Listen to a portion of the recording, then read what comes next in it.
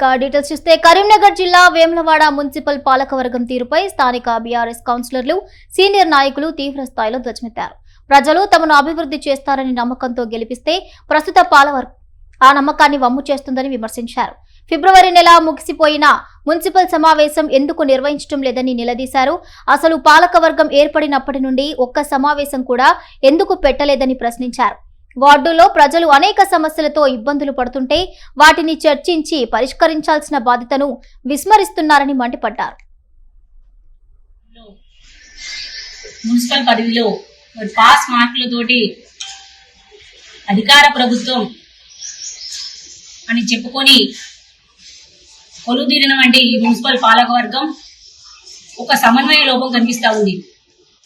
ఎందుకనంటే ఈరోజు ప్రజలందరూ చర్చించుకుంటారు, వాళ్ళకు వాళ్ళే సఖ్యత లేదు, ఒక సమన్వయ లోపం అని ప్రజలందరూ చర్చించుకుంటారు. ఎందుకంటే మరి పోయిన నెల ఫిబ్రవరి 16వ తేదీన చైర్మన్ ఎన్నిక జరిగితే మరి 5 రోజుల తర్వాత ఫిబ్రవరి 21వ తేదీన మరి చైర్మన్ గారు వైస్ చైర్మన్ గారు ఛార్జ్ తీసుకోవడం జరిగింది.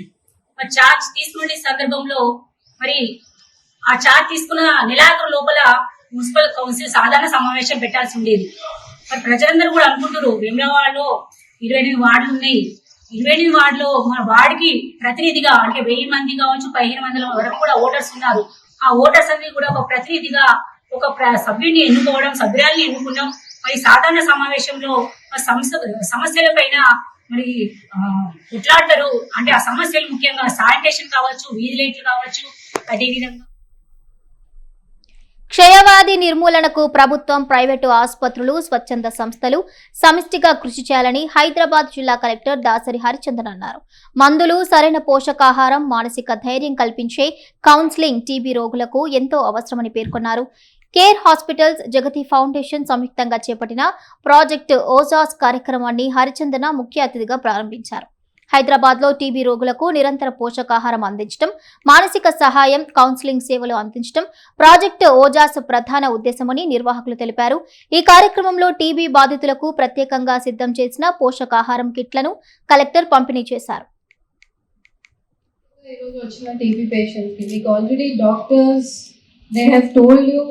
what is the incidence and the prevalence అంటే ఎంతవరకు ఈ డిసీజ్ మన కంట్రీలో ఇంకా స్ప్రెడ్ అవుతుంది, ఇంకా వెళ్తుంది అనేది మీరు విన్నారు. I don't need to tell you that, but మనం చేస్తున్న ఈ ఎఫర్ట్స్ కి TB is a very curable disease. ఇప్పుడు only thing which is required is awareness. అంటే మీరు అందరూ కూడా నాలెడ్జ్ పెంచుకొని సింటమ్స్ ఏంటి, ఎలా వస్తుంది అని people are able to recognise, అది చాలా ఇంపార్టెంట్ అవుతుంది బ్యాటిలింగ్ దిస్ డిజీజ్ లో.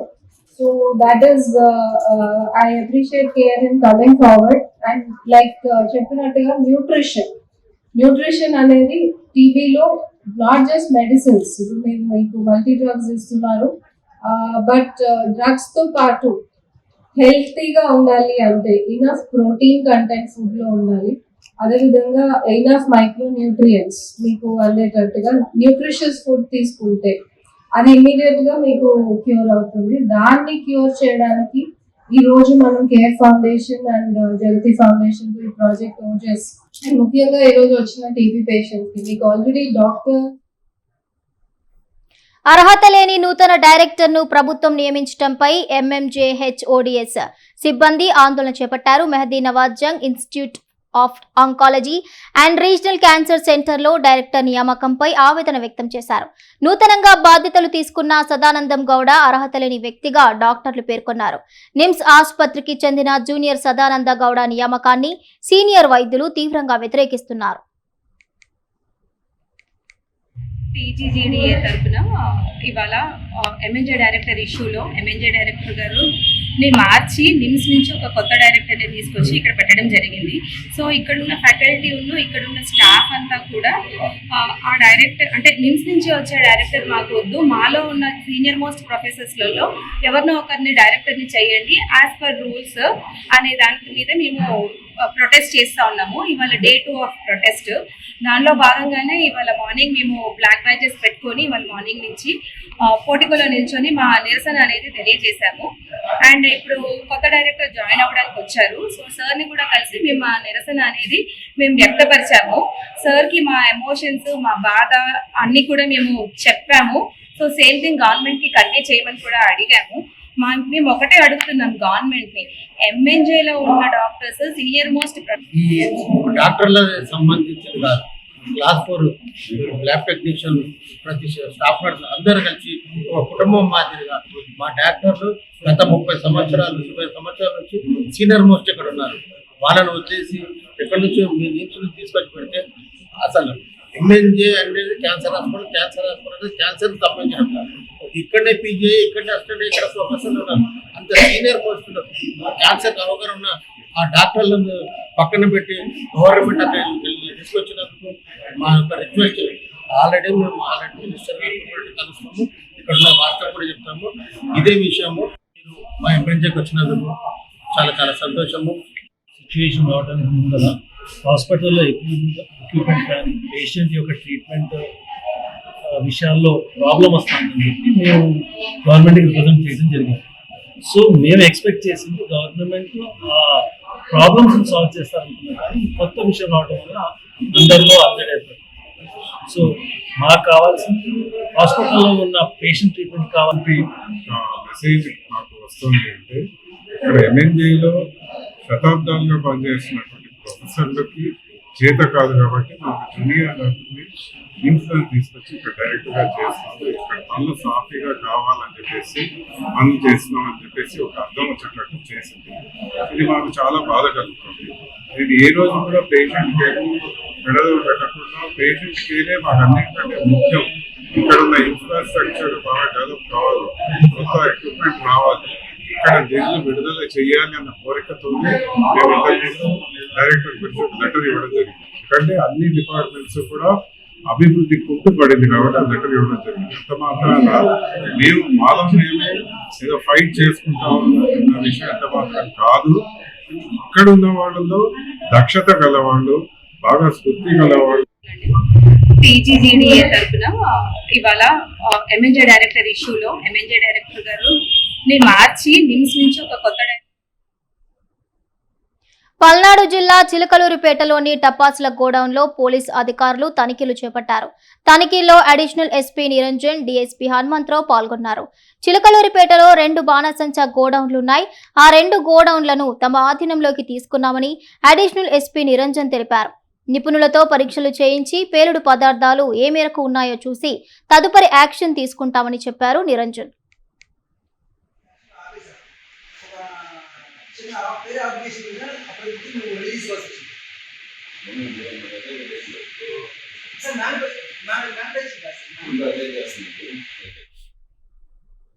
కరీంనగర్ మున్సిపల్ కార్మికులను తక్షణమే పర్మినెంట్ చేయాలని డిమాండ్ చేస్తూ Telangana municipal workers and employees union ఆధ్వర్యంలో కార్మికులు ధర్నా చేపట్టారు. అవుట్సోర్సింగ్ కార్మికులను క్రమబద్ధీకరించాలని, కనీస వేతనం 26,000 రూపాయలుగా అమలు చేయాలని కోరారు. మహిళా సిబ్బందికి ప్రసూతి సెలవులు, మరణించిన కార్మికులకు దహన సంస్కారాల ఖర్చులు అందించాలని డిమాండ్ చేశారు. రోజు తెలంగాణ వ్యాప్తంగా అన్ని జిల్లా కలెక్టరేట్ల ముందు Telangana municipal workers and employees union సిఐటిగా ధర్నాలు చేస్తూ ఉన్నాం. మున్సిపాలిటీలో పనిచేస్తున్నటువంటి వాళ్ళు ఇప్పటికీ 30 సంవత్సరాలను చేస్తూ ఉన్నాం. 30 సంవత్సరాలు చేసినప్పటికీ కార్మికులకు కనీస వేతనాలు అనేవి లేవు. కనీస వేతనం ఇప్పటికే తెలంగాణ అంతకుముందున్నటువంటి కేసీఆర్ ప్రభుత్వం కూడా నిర్లక్ష్యంగా వహించింది. వేతనాలు పెంచడంలో నిర్లక్ష్యం వహించింది. మరి కాంగ్రెస్ ప్రభుత్వం అధికారంలోకి వచ్చిన తర్వాత 2వ PRC ప్రకటించడంలో జాప్యం జరుగుతూ ఉంది. 2వ PRC ప్రకటించి వెంటనే ఆ 2వ PRCలో కనీస వేతనం 26,000 రూపాయలు నిర్ణయించాలని ఈ సందర్భంగా డిమాండ్ చేస్తూ ఉన్నాం. అంతేకాదు, కార్మికులు మరణిస్తే, ప్రమాదవశాత్తు మరణించినా లేకపోతే ఇతరత్రా మరణించిన కార్మికుడి అంత్యక్రియల ఖర్చు 10,000 రూపాయలు ఎప్పుడో 2016లో అమలు చేసినటువంటిది మాత్రమే కొనసాగుతూ ఉంది. మా యూనియన్గా డిమాండ్ చేసేది 30,000 రూపాయలు ఇవ్వాలని డిమాండ్ చేస్తూ ఉన్నాం. అంతేకాదు, కరీంనగర్ జిల్లా కేంద్రంలో ESI డిస్పెన్సరీ లేదు. కరీంనగర్ పనిచేస్తున్నటువంటి కార్మికులే కాకుండా రాష్ట్ర వ్యాప్తంగా ఉన్నటువంటి కార్మికుల ఖాతాల నుంచి ESI డబ్బులు కట్ చేస్తూ ఉన్నారు. మరి ESI డబ్బులు కట్ చేస్తున్నటువంటి ఈ కార్మికుల నుంచి కట్ చేస్తున్న వైద్య సదుపాయం అందట్లేదు. వాళ్ళకు వైద్య సదుపాయం అందించాలి. కార్మికులకు రావాల్సినటువంటి బెనిఫిట్స్ ఇవ్వాలి. అంతేకాదు కార్మికులకు బట్టలు చెప్పులు. తెలంగాణ వ్యాప్తంగా అన్ని జిల్లా కలెక్టరేట్ల ముందు Telangana municipal workers and employees union సిఐటిగా ధర్నాలు చేస్తా ఉన్నాం. మున్సిపాలిటీలో పనిచేస్తున్నటువంటి వాళ్ళు ఇప్పటికీ 30 సంవత్సరాలు చేస్తా ఉన్నాం. 30 సంవత్సరాలు చేసినప్పటికీ కార్మికులకు కనీస వేతనాలు అనేవి లేవు. కనీస వేతనం ఇప్పటికే తెలంగాణ అంతకు ముందున్నటువంటి కేసీఆర్ ప్రభుత్వం కూడా నిర్లక్ష్యంగా వహించింది. వేతనాలు పెంచడంలో నిర్లక్ష్యం వహించింది. మరి కాంగ్రెస్ ప్రభుత్వం అధికారంలోకి వచ్చిన తర్వాత 2వ PRC ప్రకటించడం జాప్యం జరుగుతా ఉంది. 2వ PRC ప్రకటించి వెంటనే ఆ 2వ PRCలో కనీస వేతనం 26,000 రూపాయలు నిర్ణయించాలని ఈ సందర్భంగా డిమాండ్ చేస్తా ఉన్నాం. అంతేకాదు కార్మికులు మరణిస్తే, ప్రమాదవశాత్తు మరణించినా లేకపోతే ఇతరత్రా మరణించిన కార్మికుడి అంత్యక్రియల ఖర్చు 10,000 రూపాయలు ఎప్పుడో 2016లో అమలు చేసినటువంటిది మాత్రమే కొనసాగుతా ఉంది. మా యూనియన్ గా డిమాండ్ చేసేది 30,000 రూపాయలు ఇవ్వాలని డిమాండ్ చేస్తా ఉంది. వేములవాడ 2వ బైపాస్ రోడ్డుపై ప్రమాదకరంగా మారిన విద్యుత్ ట్రాన్స్ఫార్మర్ పై స్వతంత్ర టీవీ కథనంతో కదలిక వచ్చింది. వార్తను స్వతంత్ర టీవీ ప్రసారం చేయడంతో అధికారులు తక్షణమే స్పందించారు. ట్రాన్స్ఫార్మర్ చుట్టూ రక్షణ కంచె ఏర్పాటు చేశారు. ప్రమాద నివారణ చర్యలు చేపట్టారు. ట్రాన్స్ఫార్మర్ సమస్య పరిష్కరించిన అధికారులకు స్థానికులు ధన్యవాదాలు చెప్పారు. ఈ వార్తను ప్రముఖంగా ప్రసారం చేసిన స్వతంత్ర టీవీకి వారు ప్రత్యేకంగా కృతజ్ఞతలు తెలిపారు.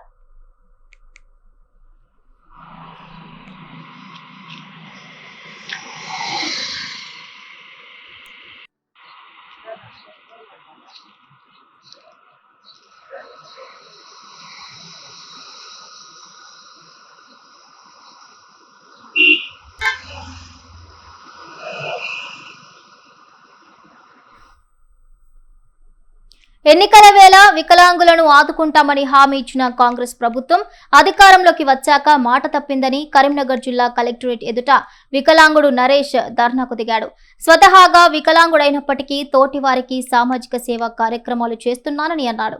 తన తల్లిదండ్రులను చిన్న చిన్న పనులు చేస్తూ పోషిస్తున్నానని, ప్రస్తుత పరిస్థితుల్లో జీవన భారం పెరిగిందని ఆవేదన వ్యక్తం చేశాడు.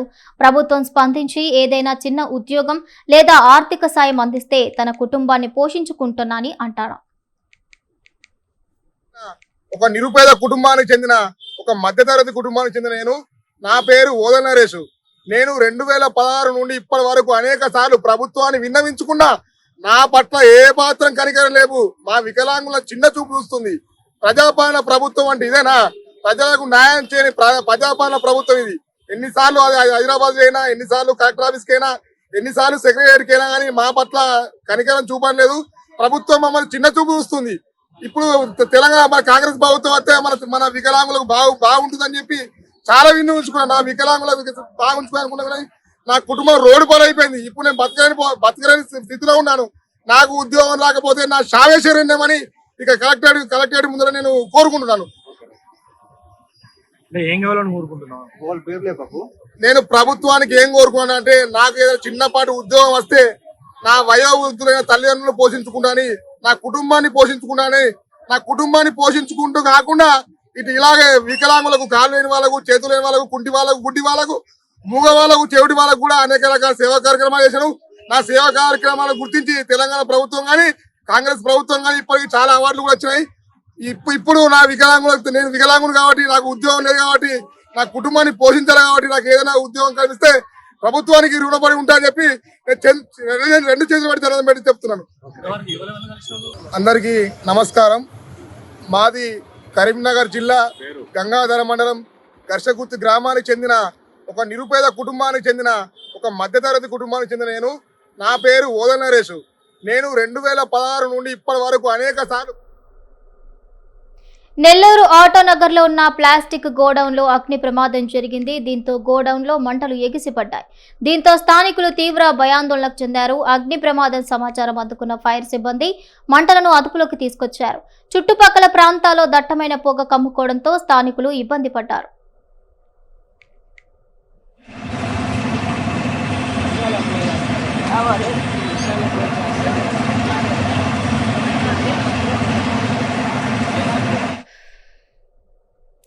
సమస్యలు పరిష్కరిస్తానని నమ్మించి మహిళపై లైంగిక దాడికి పాల్పడిన యూట్యూబ్ ఛానల్ నిర్వాహకుడు కరుటూరి మిథున్ అలియాస్ చక్రవర్తిని పోలీసులు అరెస్ట్ చేశారు. పశ్చిమ గోదావరి జిల్లా జంగారెడ్డిగూడెంలో 27 ఏళ్ల మహిళ తన వ్యక్తిగత కుటుంబ సమస్యల పరిష్కారానికి యూట్యూబర్ మిథున్ ను సంప్రదించినట్లుగా తెలుస్తోంది. ఈ నేపథ్యంలోనే ఆమెపై అత్యాచారానికి పాల్పడినట్లు ఏఎస్పీ సుష్మితా రామ్నాథన్ తెలిపారు. జంగారెడ్డిగూడెం పోలీస్ స్టేషన్లో ఈ నిన్న రోజు మనకి ఒక రేప్ కంటెంట్స్ పెట్టి ఒక అమ్మాయి కంప్లైంట్ ఇచ్చారు. ఆ కంప్లైంట్ ప్రకారం మనం వెంటనే ఎఫ్ఐఆర్ రిజిస్టర్ చేసి ఇన్వెస్టిగేషన్ స్టార్ట్ చేశాము. This person is found to be Karuturi Mithun alias Mithun Chakravarthi అన్ని పేరులో. He is 37-year-old person residing in Jalapavarigudem Kamarapukota. ఈ పర్సన్ ఎంసీ డిజిటల్ మీడియా అన్ని ఒక సోషల్ మీడియా ఛానల్ రన్ చేస్తున్నాడు. He is functioning as a social media influencer. ఈ person దగ్గర ఈ అమ్మాయి ఒక సెటిల్మెంట్ ఫ్యామిలీ డిస్ప్యూట్ సెటిల్మెంట్ కోసం ఈ అమ్మాయి వెళ్తున్నప్పుడు ఇలాంటి అతను ఈ అమ్మాయి మిస్బిహేవ్ చేసి బ్లాక్మెయిల్ చేసి రాంగ్ఫుల్గా కన్ఫైన్ చేసి ఈ రేప్ కమిట్ చేసి పంపించారు అని ఆ అమ్మాయి కంప్లైంట్ కాపీలో మెన్షన్ చేసింది. అది ప్రకారం కేసు ఇనిషియేట్ చేసి అతను this accused person has been arrested yesterday at 7:30 PM. Bhadradri Kothagudem జిల్లా భద్రాద్రిలో రేపు చంద్రగ్రహణం సందర్భంగా రామాలయాన్ని మూసివేస్తున్నట్లు వేద పండితుడు కృష్ణమాచార్యులు తెలిపారు.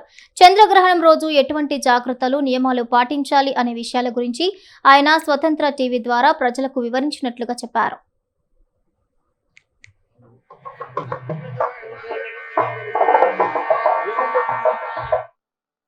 పూర్ణిమ నాడు మనకి చంద్రగ్రహణము, అమావాస్య నాడు సూర్యగ్రహణము సంభవిస్తాయి.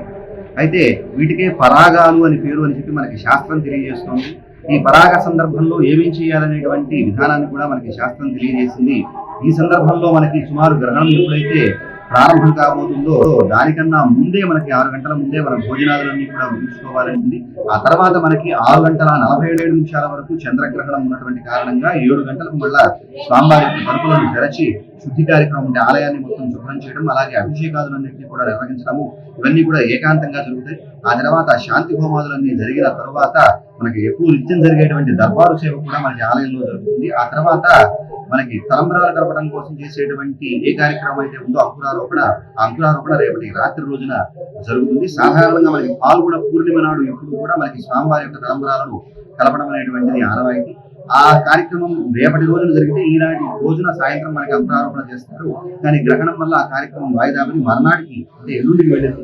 కాబట్టి రేపటి రోజున ఈ మనకి అంకురారోపణ కార్యక్రమాలన్నీ కూడా చేస్తున్నారు. ఈ సందర్భంలో మనకి గ్రహణ సందర్భంలో జపాలను చేయడం, అలాగే దానాలను సమర్పించడం. రేపటి రోజున గ్రహణం సంభవించబోతున్నది. పూర్ణిమ నాడు మనకి చంద్రగ్రహణము, అమావాస్య నాడు సూర్యగ్రహణము సంభవిస్తాయి. అయితే వీటికే పరాగాలు అని పేరు అని చెప్పి మనకి శాస్త్రం తెలియజేస్తుంది. ఈ పరాగ సందర్భంలో ఏమేం చేయాలనేటువంటి విధానాన్ని కూడా మనకి శాస్త్రం తెలియజేసింది. ఈ సందర్భంలో మనకి సుమారు గ్రహణం ఎప్పుడైతే ప్రారంభం కాబోతుందో దానికన్నా ముందే మనకి 6 గంటల ముందే మన భోజనాదులన్నీ కూడా ముగించుకోవాలని. ఆ తర్వాత మనకి 6:47 వరకు చంద్రగ్రహణం ఉన్నటువంటి కారణంగా 7 గంటలకు మళ్ళా స్వామివారి తలుపులను తెరచి శుద్ధి కార్యక్రమం ఉంటే ఆలయాన్ని మొత్తం శుభ్రం చేయడం, అలాగే అభిషేకాదులన్నింటినీ కూడా నిర్వహించడము ఇవన్నీ కూడా ఏకాంతంగా జరుగుతాయి. ఆ తర్వాత శాంతి హోమాదులన్నీ జరిగిన తర్వాత మనకి ఎప్పుడు నిత్యం జరిగేటువంటి దర్బారు సేవ కూడా మనకి ఆలయంలో జరుగుతుంది. ఆ తర్వాత మనకి తలంబరాలు కలపడం కోసం చేసేటువంటి ఏ కార్యక్రమం అయితే ఉందో అంకురారోపణ రేపటి రాత్రి రోజున జరుగుతుంది. సాధారణంగా మనకి పాల్గొన పూర్ణిమ నాడు ఎప్పుడు కూడా మనకి స్వామివారి యొక్క తలంబరాలను కలపడం అనేటువంటిది ఆనవాయితీ. ఆ కార్యక్రమం రేపటి రోజున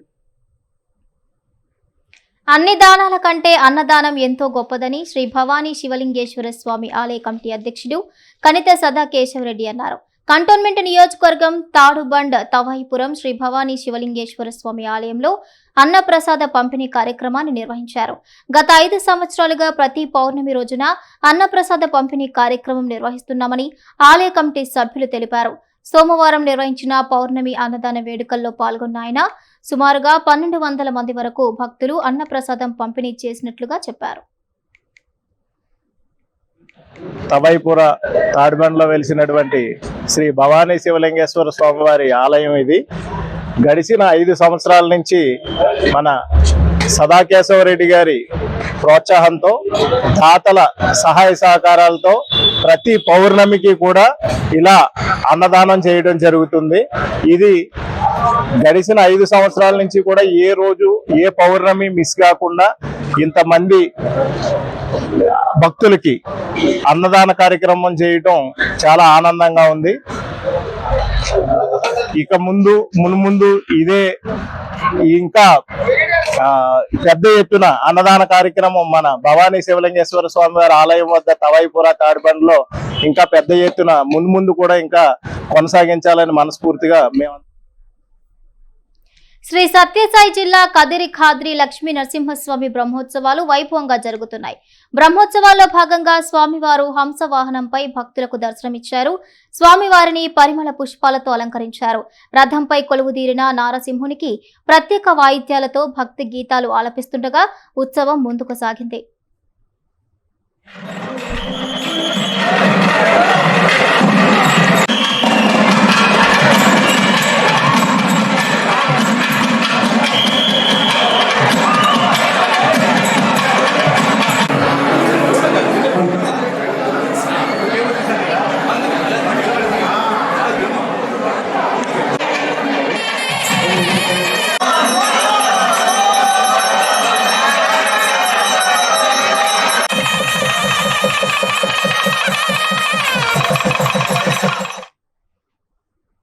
కేరళలోని శబరిమల అయ్యప్ప స్వామి ఆలయ దర్శనాలపై ట్రావెన్కోర్ దేవస్వం బోర్డు కీలక నిర్ణయం తీసుకుంది. శతాబ్దాలుగా కొనసాగుతున్న ఆచారాలు సంప్రదాయాలను కొనసాగించాలని నిర్ణయించింది. అందులో భాగంగానే మహిళలకు ఆలయంలోకి ప్రవేశం లేదని బోర్డు స్పష్టం చేసింది. మార్చి 14లోగా సుప్రీంకోర్టులో అఫిడవిట్ దాఖలు చేయాలని సమావేశంలో బోర్డు సభ్యులు నిర్ణయించారు.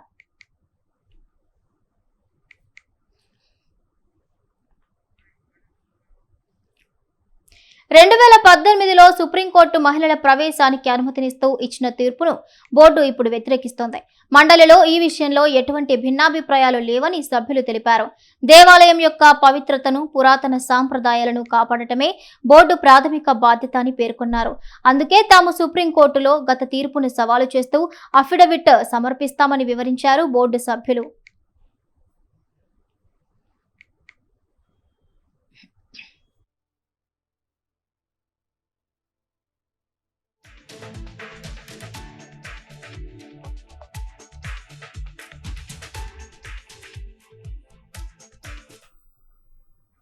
జనాభా దామాషా ప్రకారం ఎస్సీ రిజర్వేషన్ పెంచాలని తెలంగాణ జాగృతి అధ్యక్షురాలు కవిత డిమాండ్ చేశారు.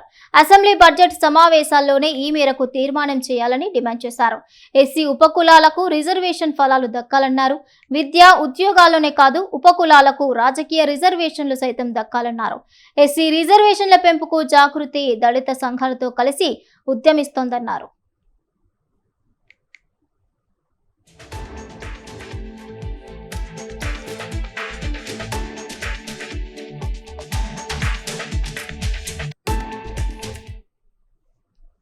టీటీడీ చైర్మన్ బీఆర్ నాయుడు తన కాలి గోటికి కూడా సరిపోరని మాజీ చైర్మన్ వైసీపీ నేత భూమన కరుణాకర్ రెడ్డి మండిపడ్డారు. బీఆర్ నాయుడు లాంటి వాళ్లను మనిషిలా కూడా చూడను అని భూమన ఆగ్రహం వ్యక్తం చేశారు. ఓ మహిళతో బీఆర్ నాయుడు పలు ప్రాంతాల్లో సన్నిహితంగా ఉన్న వీడియోలు, ఫోటోలను తిరుపతి వైసీపీ ఆఫీస్లో భూమన మీడియాకు విడుదల చేశారు. తనపై డీప్ ఫేక్ వీడియోతో సోషల్ మీడియాలో అసత్య ప్రచారం చేస్తున్నారంటూ బీఆర్ నాయుడు చేసిన వ్యాఖ్యలకు భూమన కౌంటర్ ఇచ్చారు. బీఆర్ నాయుడు ఆయన నేను దుర్యోధన సమానుడు అనుకుంటున్నాడు. దుర్యోధనుడి కంటే చాలా అహంకారంగా ఆయన ఏమన్నా తిట్టినా కూడా చెల్లుబాటు అయిపోతుంది అని నన్ను, మా నాయకుడిని ఇష్టం వచ్చినట్టుగా అరే తొరే అని. బీఆర్ నాయుడు నిన్ను అనలేక కాదు, నీలాంటి చెప్రాసి పనికిమాలినోడు లఫంగులను గురించి కూడా మేము ఆలోచించటమానని, మీకు కూడా అలాంటి పదప్రయోగాలు ఎందుకు అని మాకు తెలియకేం కాదు. బీఆర్, నువ్వు నా కాలి గోటికి కూడా సరిపోవు. నేను 1974లో ఆనాటి ముఖ్యమంత్రి జలగం వెంగళరావు నేనిచ్చినటువంటి కరపత్రం తీసుకోవటానికి ఇష్టపడకపోతే ఆయన జుబ్బా కాలర్ పట్టుకు లాగి కరపత్రం ఆ చేతిలో పెట్టినటువంటి వాడిని. అది నా ధైర్యం. ఆ రోజుల్లో నువ్వు జోబు దొంగగా ఉండుంటావు, జోబులు కొడతా ఉంటావు. నువ్వు నా గురించి